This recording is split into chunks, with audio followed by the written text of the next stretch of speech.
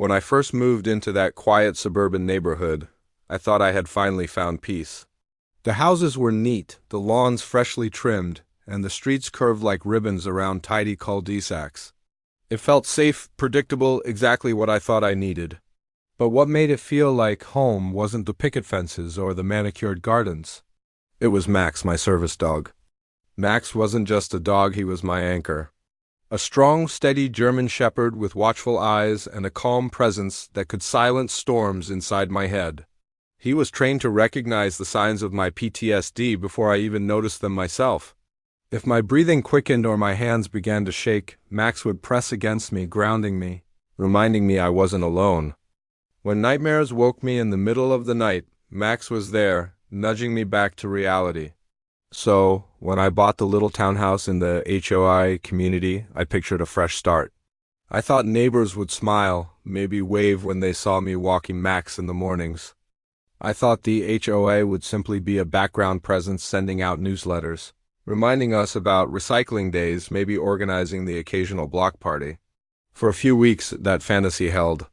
I worked in my small home office during the day, walked Max along the neighborhood trails in the evenings, and even planted flowers along the edge of my porch.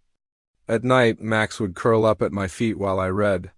It wasn't perfect, but it was ours. Then came the first uneasy ripple. It was subtle at first, a neighbor's raised eyebrow when Max and I passed by, a muttered comment I couldn't quite catch. A note left on my door reminding residents of pet restrictions within the HOA. At first, I brushed it off. Misunderstandings happen, I told myself. They didn't know Max wasn't just a pet. He was medical necessity. Still, something in the air felt different, like calm water before a storm. And then one morning the storm knocked directly on my door. It was a Thursday morning when the world tilted. I had just finished feeding Max and was sipping coffee on the porch when I heard the sharp rap of knuckles on my front door, the kind of knock that isn't a greeting, it's a warning. Standing there was a man in a crisp polo shirt with the HOA logo stitched on the chest. He held a clipboard like a weapon. Behind him, a second board member stood with her arms crossed, her expression flat, almost smug. "Mr. Carter?" the man asked. I nodded, already uneasy. "This is a formal notice from the Homeowners Association. You are in violation of Section 8, subsection C, of the community bylaws regarding animals on the property. You have 7 days to remove the dog from the premises, or we will begin eviction proceedings." For a moment, I couldn't even process the words. Remove the dog? Eviction? My chest tightened, and I felt Max press against my leg, sensing the shift in my breathing. He's not just a pet, I managed. "He's my service dog," the woman arched an eyebrow. "We've reviewed the paperwork you submitted when you moved in. There was no mention of a medical exemption. Pets over 40 pounds are prohibited. And that," she pointed at Max as if he were some intruder instead of my lifeline, "is clearly over the limit." Heat flushed through me. "He's not a pet," I repeated, my voice sharper this time. "You can't just—" But the man cut me off, thrusting the clipboard forward. "You can contest this at the next HOA board meeting if you like. But as it stands, this is your notice. Failure to comply will result in fines and legal action." I stood frozen in the doorway as they walked away, their crisp footsteps fading down the sidewalk. The paper in my hand trembled. Max whined softly and nudged my palm, grounding me, reminding me to breathe. Eviction, not because I'd failed to pay. Not because I'd broken the law, but because of him, the one being in this world who made it possible for me to function, to survive. That night I couldn't sleep. Every time I closed my eyes, I saw their faces, the smug certainty, the dismissal. The thought of losing Max made my chest ache like a vice tightening around my ribs. I kept turning over the paper, reading the legal jargon, trying to understand how they thought they could strip me of my home, my stability, my dog. They had cited rules, yes, but they were pet rules. Max wasn't a pet, he was protected. I knew that much, but how far would I have to go to prove it? The HOA had drawn the first line, and suddenly my safe new beginning didn't feel safe at all. The next week became a blur of phone calls, emails, and slammed doors. Every time I dialed the HOA office, I was met with the same robotic voice. Please leave a message, and your concern will be addressed in the order it was received. My concerns were never addressed. When I did manage to corner a board member after a community meeting, their words were cold rehearsals. Rules are rules. Pets over 40 pounds aren't allowed.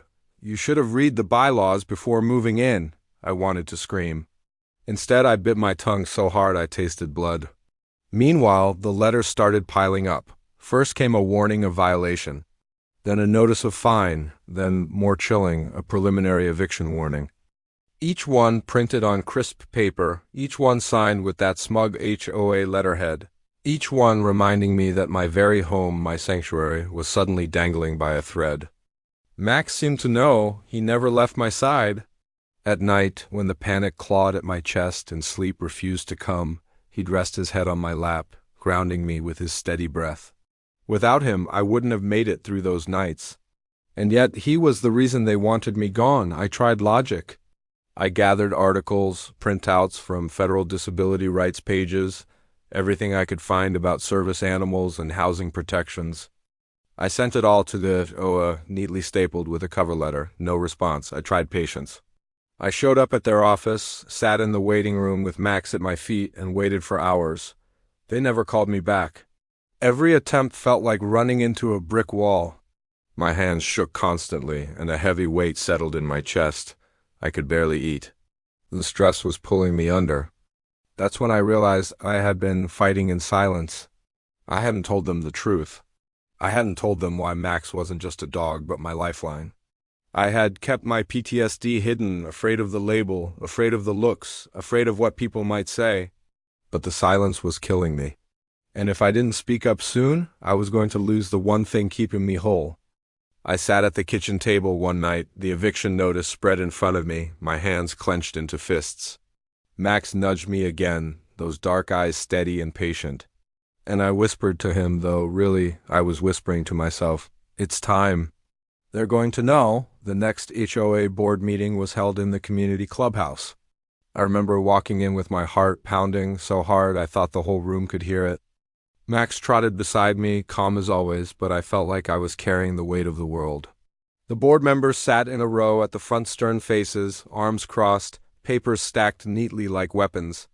A few neighbors lingered in the back, whispering, staring at me with curious eyes. I stood there, gripping the eviction notice in my hand. My mouth was dry, my legs trembling. For weeks I had tried to fight quietly, with logic and paperwork.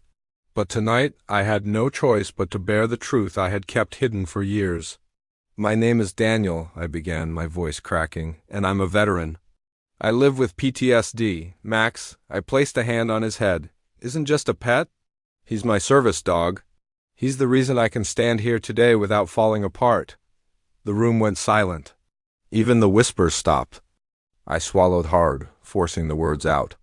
When fireworks go off, he grounds me. When panic takes over, he pulls me back. He alerts me before I even know an attack is coming. Without him, I wouldn't have made it this far. And now, you're telling me to give him up or lose my home? Do you realize what that means?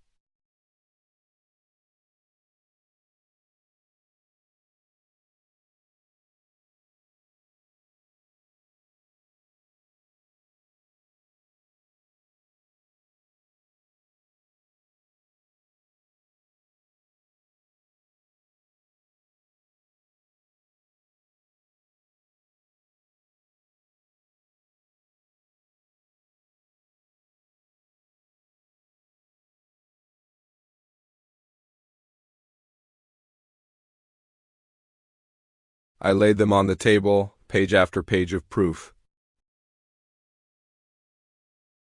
This isn't just about rules. It's about dignity. It's about the right to live in peace, with the tools I need to survive. You can fine me, threaten me, scare me, but you cannot erase the law. And you cannot erase him. Silence again. But this time I saw their faces change. Some looked uneasy, others avoided my eyes. Even Corinne's confidence faltered as she glanced at the documents. She knew I was right. By the end of the night, they had no choice but to back down. The eviction threats stopped. The fines disappeared. Max was recognized officially as my service animal, and they were legally barred from harassing me again. But the victory wasn't just legal. It was personal. For the first time, I spoke my truth out loud without shame.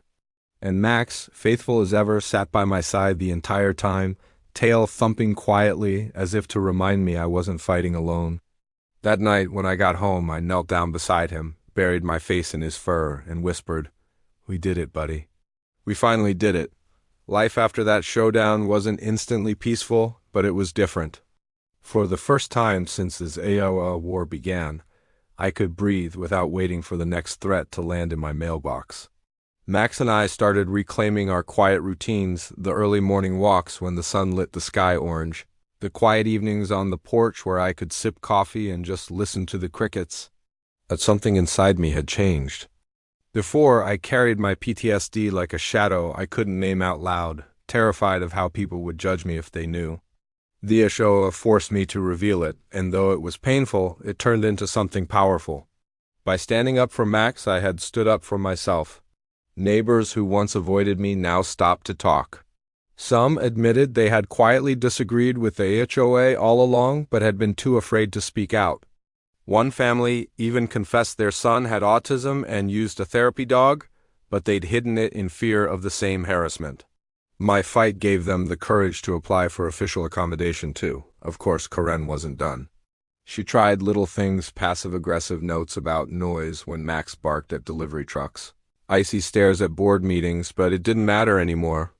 The law was on my side, and more importantly, I no longer felt alone.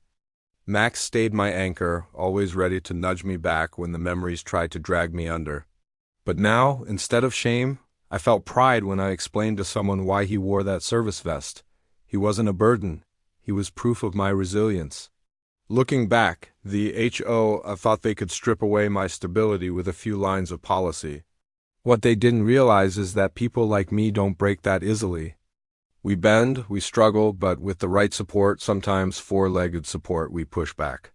To anyone else fighting battles like mine, here's what I've learned. Know your rights.